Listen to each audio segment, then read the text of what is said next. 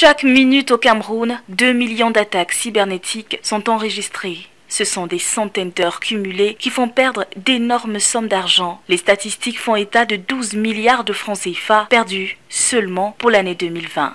Ce sont les chiffres de l'antique sur les pertes subies au niveau national.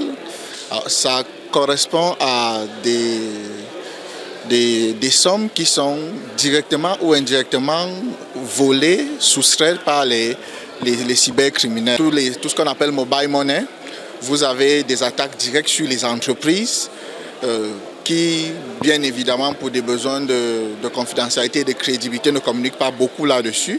L'occasion est toute trouvée pour ces experts et partenaires internationaux présents à ce forum sur la cybersécurité de parler à cœur ouvert du retard à rattraper en la matière. Le besoin continu et croissant de formation des professionnels dans le secteur pour rattraper le gap qui existe entre nous et les pays développés par exemple. Si on multiplie la sensibilisation, la formation à tous les niveaux, tous les ordres d'enseignement, au primaire, pour leur niveau, au secondaire, que ça devienne une culture, la culture de la cybersécurité que l'on vive avec, ça va faire baisser de façon drastique la cybercriminalité parce que ce sont les deux pendants de la même balance. Vous avez la cybersécurité d'un côté et la cybercriminalité de l'autre. Donc si on renforce la cybercriminalité baisse.